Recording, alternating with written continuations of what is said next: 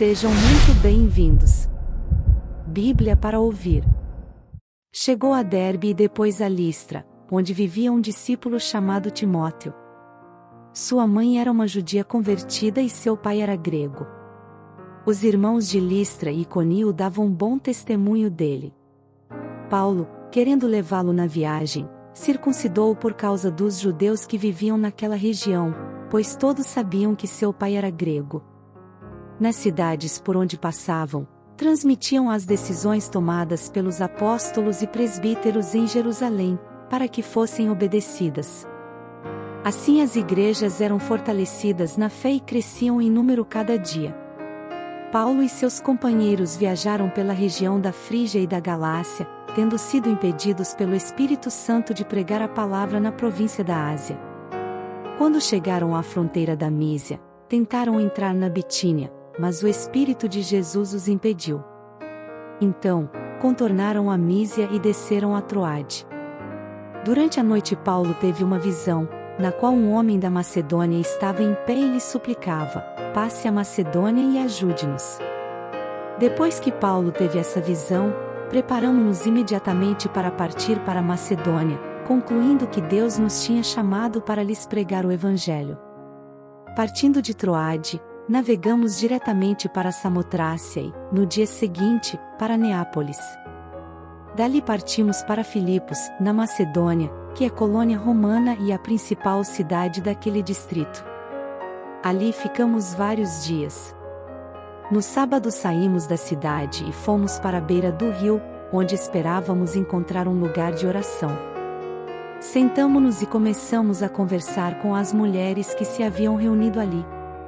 Uma das que ouviam era uma mulher temente a Deus chamada Lídia, vendedora de tecido de púrpura, da cidade de Tiatira. O Senhor abriu seu coração para atender a mensagem de Paulo. Tendo sido batizada, bem como os de sua casa, ela nos convidou, dizendo: se os senhores me consideram uma crente no Senhor, venham ficar em minha casa. E nos convenceu.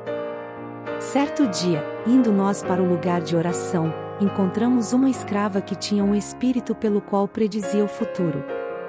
Ela ganhava muito dinheiro para os seus senhores com adivinhações. Essa moça seguia a Paulo e a nós, gritando: estes homens são servos do Deus Altíssimo e lhes anunciam o caminho da salvação. Ela continuou fazendo isso por muitos dias. Finalmente, Paulo ficou indignado, voltou-se e disse ao espírito: em nome de Jesus Cristo eu lhe ordeno que saia dela. No mesmo instante o espírito a deixou. Percebendo que a sua esperança de lucro tinha se acabado, os donos da escrava agarraram Paulo e Silas e os arrastaram para a praça principal, diante das autoridades. E, levando-os aos magistrados, disseram: estes homens são judeus e estão perturbando a nossa cidade, propagando costumes que a nós, romanos, não é permitido aceitar nem praticar. A multidão ajuntou-se contra Paulo e Silas, e os magistrados ordenaram que se lhes tirassem as roupas e fossem açoitados. Depois de serem severamente açoitados, foram lançados na prisão. O carcereiro recebeu instrução para vigiá-los com cuidado. Tendo recebido tais ordens, ele os lançou no cárcere interior e lhes prendeu os pés no tronco. Por volta da meia-noite, Paulo e Silas estavam orando e cantando hinos a Deus, os outros presos os ouviam. De repente, houve um terremoto tão violento que os alicerces da prisão foram abalados. Imediatamente todas as portas se abriram, e as correntes de todos se soltaram. O carcereiro acordou e, vendo abertas as portas da prisão, desembainhou sua espada para se matar, porque pensava que os presos tivessem fugido. Mas Paulo gritou: não faça isso. Estamos todos aqui. O carcereiro pediu luz, entrou correndo e, trêmulo, prostrou-se diante de Paulo e Silas. Então levou-os para fora e perguntou: senhores, que devo fazer para ser salvo? Eles responderam: creia no Senhor Jesus, e serão salvos, você e os de sua casa. E pregaram a palavra de Deus, a ele e a todos os de sua casa. Naquela mesma hora da noite o carcereiro lavou as feridas deles, e em seguida, ele e todos os seus foram batizados. Então os levou para sua casa, serviu-lhes uma refeição e com todos os de sua casa alegrou-se muito por haver crido em Deus. Quando amanheceu, os magistrados mandaram os seus soldados ao carcereiro com esta ordem: solte estes homens. O carcereiro disse a Paulo: os magistrados deram ordens para que você e Silas sejam libertados. Agora podem sair.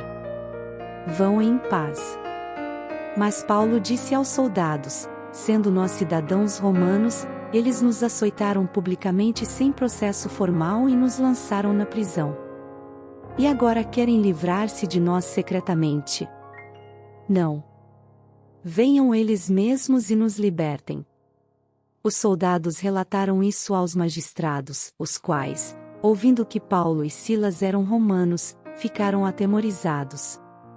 Vieram para se desculpar diante deles e, conduzindo-os para fora da prisão, pediram-lhes que saíssem da cidade.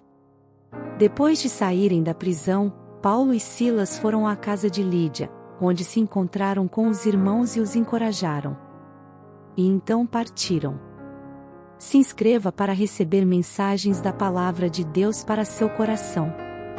Compartilhe essa mensagem para mais vidas serem alcançadas. Que você tenha um dia repleto de paz e de bênçãos vindas da parte de Deus.